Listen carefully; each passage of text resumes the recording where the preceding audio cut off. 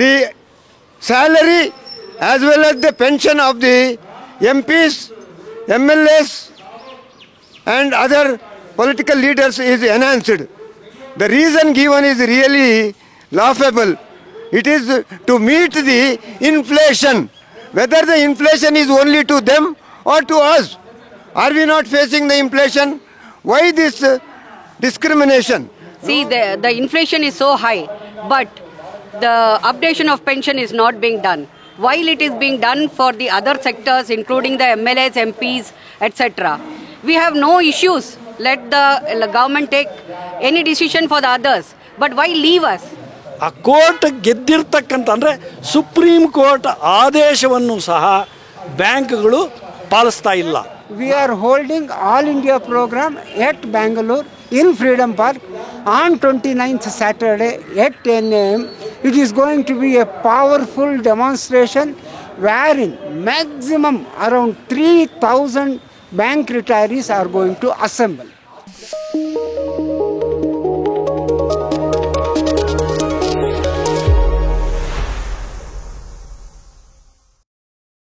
ಸ್ನೇಹಿತರೆ, ರಿಟೈರೀಸ್ ಬ್ಯಾಂಕ್ಗಳಲ್ಲಿ ಕೆಲಸ ಮಾಡಿ ರಿಟೈರ್ ಆದಂಥ ವ್ಯಕ್ತಿಗಳು ಇವಾಗ ಸ್ಟ್ರೈಕಿಗೆ ಹೋಗ್ತಾ ಇದ್ದಾರೆ. ಇದ್ರ ಬಗ್ಗೆ ವಿಶ್ವನಾಥ್ ನಾಯಕ್ ಅವರು ಏನು ಹೇಳ್ತಾರೆ ಕೇಳೋಣ ಬನ್ನಿ. ಅವರು general secretary.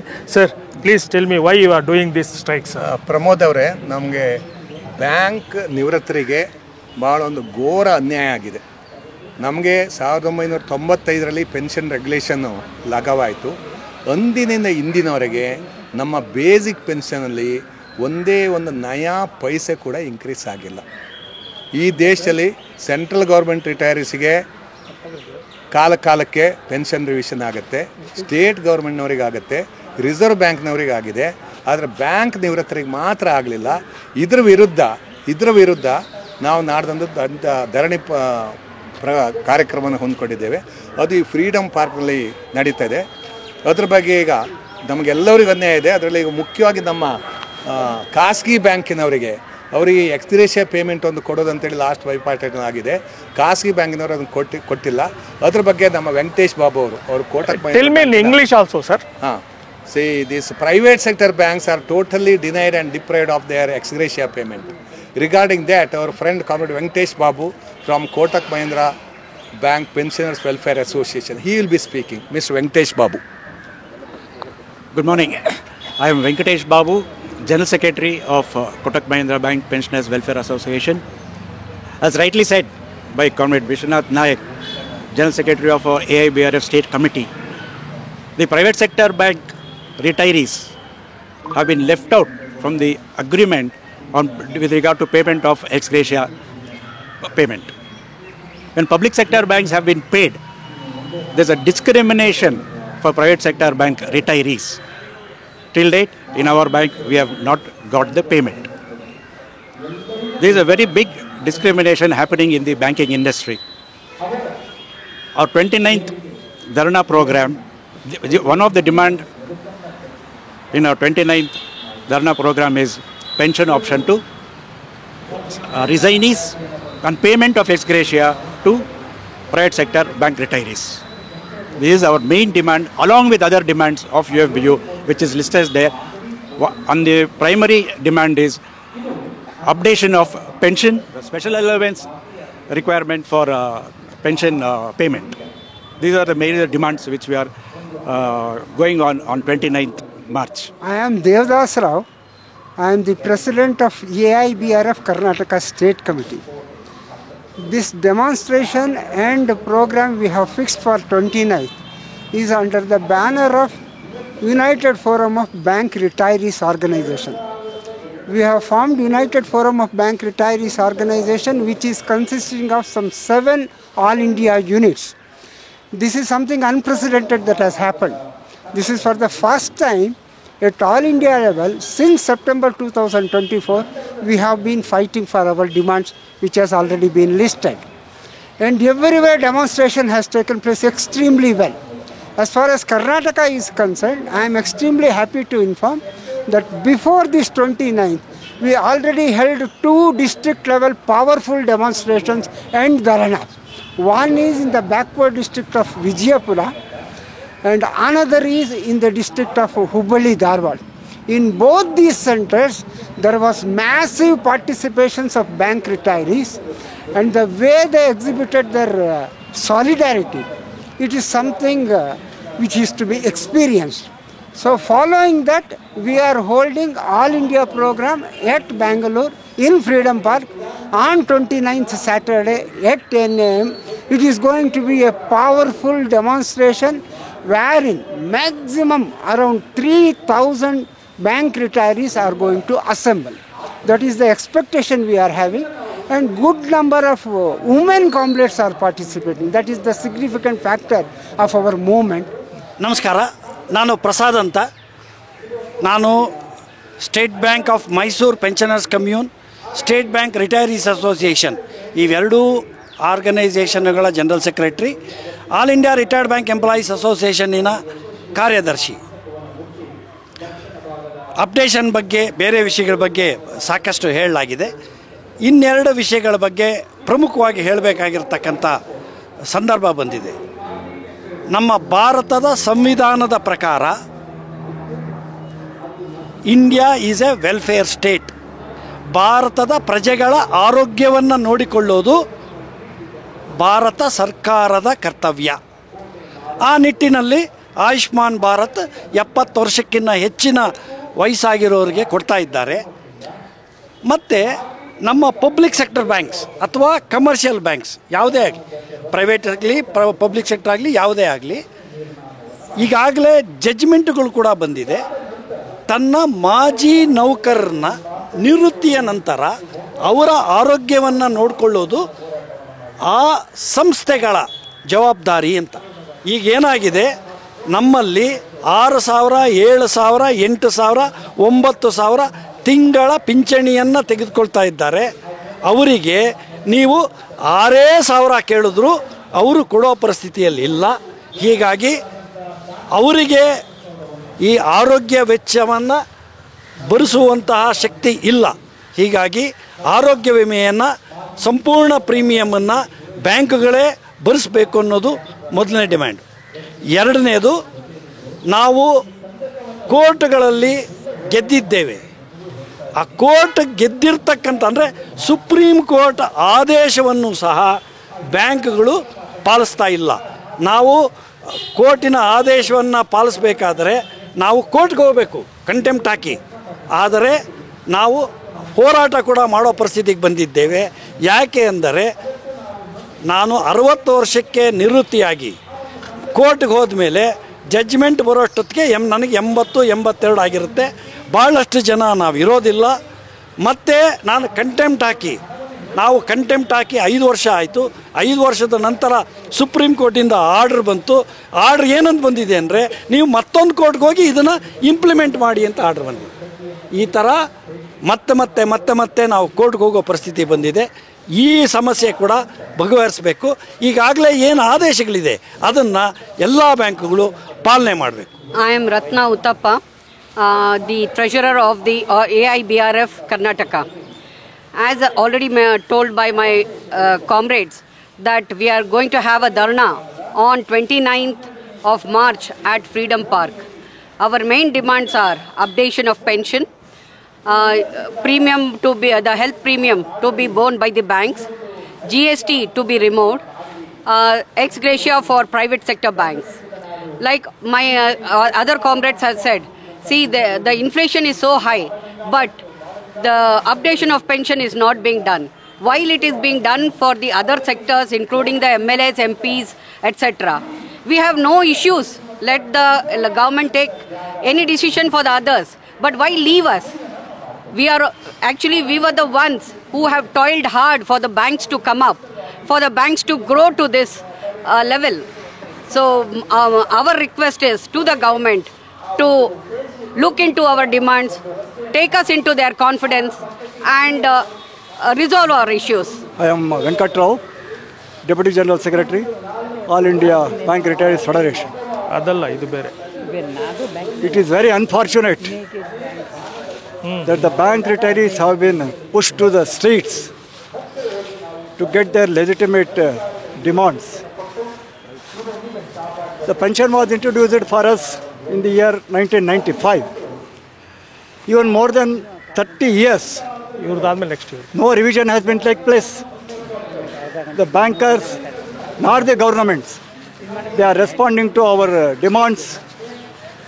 Very often, we are made to meet the legislators, to meet the MPs, to meet the finance ministry officials. But except our meeting them and submitting our representations, nothing has been moved from the government or from the IB. So now a situation has come that we have been pushed to the roads, we have been pushed to the streets to pressurize our demand. And now, in this connection, all over the country, we had the demonstration, we had the deputation to the government officials. On 29th here, we are going to have a massive demonstration to pressurize our demands and to attract the attention of the government. We hope that the government will open its eyes and consider our demands. My name is Abdul Jalil. I am the president of All India Syndicate Bank Retirees Federation. All the retirees have been struggling to get their rights since 3 decades, except bank retirees in all other sectors. Whatever due to them in respect of especially pension, updation of pension has taken place, except banks. Here also RBI's demand is settled and NABARD's demand is settled, but all other commercial banks who have retired, they have been struggling for the last 3 decades and nothing is forthcoming. In this respect, our women's representative from Karnataka fraction of ABRF, 3 times they had met Finance Minister Nirmala Sitaram. Every time Nirmala Sitaram was very kind enough to promise that she will take up the matter, see that whatever the rights due to he will be settled as early as possible. Ironically, I am very sorry to say, recently I read in a newspaper, there is an article and news. The salary as well as the pension of the MPs, MLAs and other political leaders is enhanced. The reason given is really laughable. It is to meet the inflation. Whether the inflation is only to them or to us. Are we not facing the inflation? Why this discrimination? Nobody is applying their mind at the government level also. We are left to suffer for a long time. As rightly said somebody over here, it seems that they are counting the numbers, the surplus number, remaining numbers for waiting for the extinguisher. So we are, in this respect, we have been struggling and our struggle will continue, and we are sure that our demands will be met as soon as possible. Here is an appeal to all the bank retirees. This agitation, this protest action is for fulfillment of and consideration of the long pending demands of the bank retirees and the pensioners of private sector banks. Total unity of bank retirees is a necessity and it is a must. Therefore, on this 29th, that is day after tomorrow, at Freedom Park, I request on behalf of all the bank retirees of this country that all retirees should assemble there, make their demand known to the public and the government, and help us to serve the retirees community effectively and better in the days to come. Please come to Freedom Park on 29th March at 10 a.m. in the morning. Thank you all. Bank ನಿವೃತ್ತರ ಸಂಘಟನೆಗಳ ಸಂಯುಕ್ತ ವೇದಿಕೆ ಇದು ಅಖಿಲ ಭಾರತ ಮಟ್ಟದಲ್ಲಿ ಎಲ್ಲ ಬ್ಯಾಂಕಿನ ಎಲ್ಲ ಬ್ಯಾಂಕ್ ನಿವೃತ್ತರ ಸಂಘಟನೆಗಳ ಒಂದು ಸಂಯುಕ್ತ ವೇದಿಕೆ. ಹತ್ತಿರ ಒಂದು 4 ಲಕ್ಷ ಹತ್ರ ಒಂದು 4 ಲಕ್ಷ ಬ್ಯಾಂಕ್ ನಿವೃತ್ತರು ನಮ್ಮ ಈ ಸಂಘಟನೆಯಲ್ಲಿ ಈ ಒಂದು ಸಂಯುಕ್ತ ವೇದಿಕೆ ನಾವು ಕಳೆದ 10 ವರ್ಷದಿಂದ ಇದ್ರ ಬಗ್ಗೆ ಒಂದು ಹೋರಾಟ ಮಾಡ್ತಾ ಇದ್ದೇವೆ, ರೆಪ್ರೆಸೆಂಟೇಷನ್ ಕೊಡ್ತಾ ಇದ್ದೇವೆ. We have met our finance minister Nirmala Sitharaman 3 times. We have appealed to her and she is very positive about that. But that is not been translated into action. That is how it goes.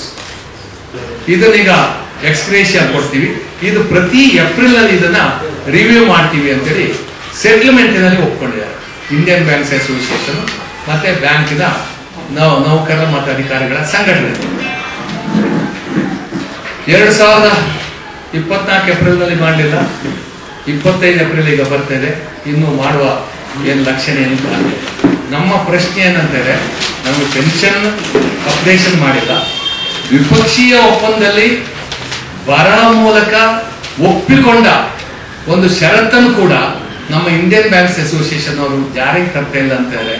ಇವರ ಒಂದು credibility ಏನು, ಇವರನ್ನ ಯಾವ ರೀತಿ ನಾವು ನಂಬಬೇಕು ಅಂತ ಹೇಳಿ ಒಂದು ದೊಡ್ಡ ಪ್ರಶ್ನೆ ಹುಡ್ತಾ ಇದೆ.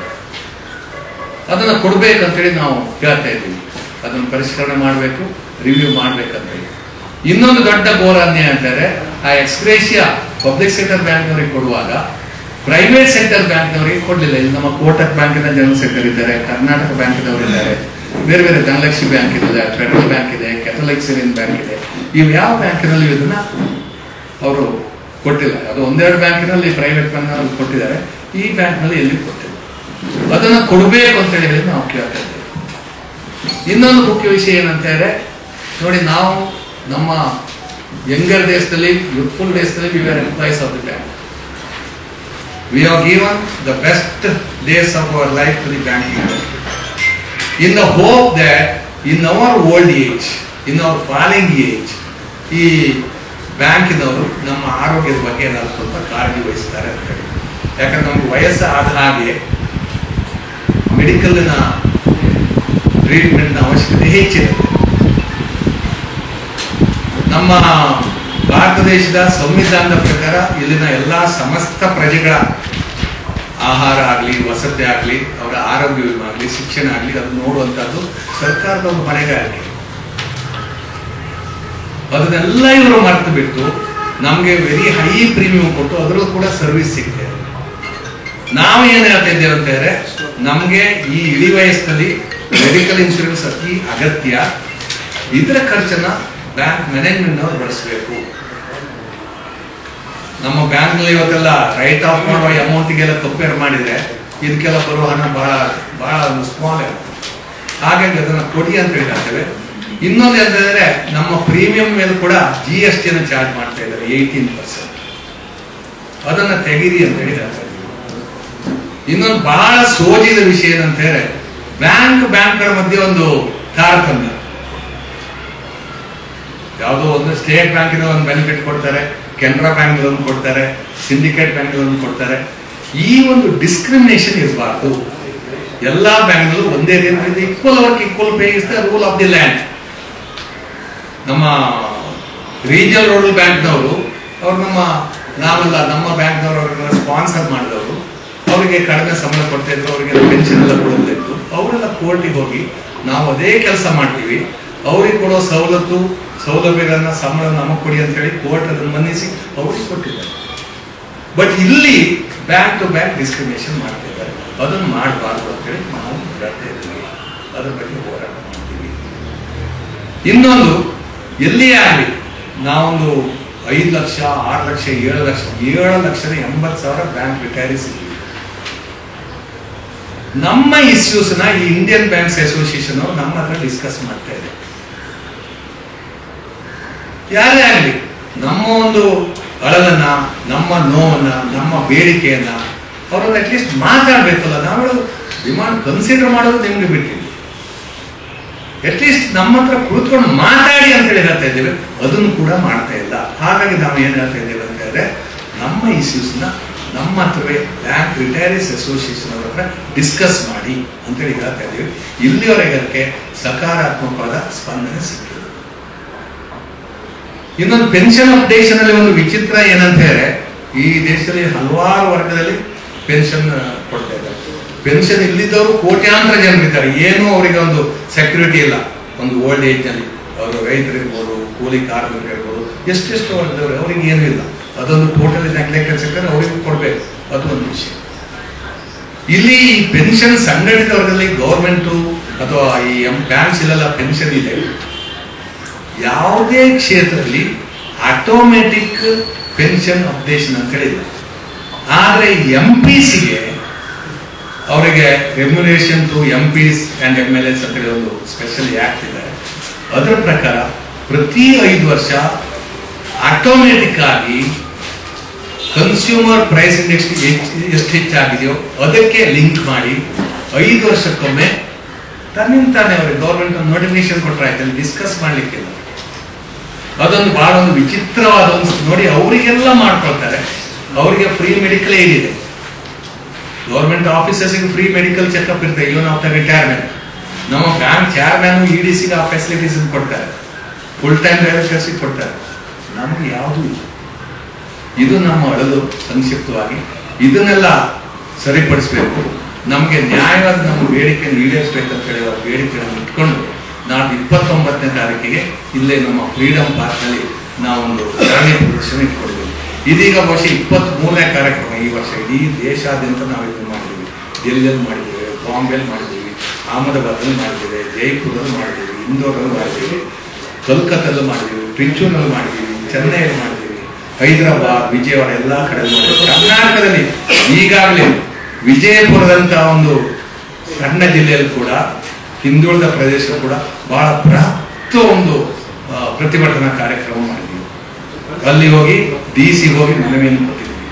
ಹುಬ್ಬಳ್ಳಿಯಲ್ಲಿ ಅಭೂತಪೂರ್ವವಾದ ಒಂದು ಕಾರ್ಯಕ್ರಮ, ಸುಮಾರು ಒಂದು 700-800 ಜನ ಹುಬ್ಬಳ್ಳಿಯಲ್ಲಿ ಮೈನ್ ಸರ್ಕಲ್ನಲ್ಲಿ, ರಾಣಿ ಚೆನ್ನಮ್ಮ ಸರ್ಕಲ್ ದೊಡ್ಡ ಪ್ರೋಗ್ರಾಮ್ ಮಾಡಿ ನಮ್ಮ ಪ್ರತಿಭಟನೆ ತೋರಿಸಿದ್ದೇವೆ. ಆದರೆ ಏನು ಗೋರ್ ಕಲ್ಲ ಮೇಲೆ ನೀರು ಆಗ್ತಿದೆ.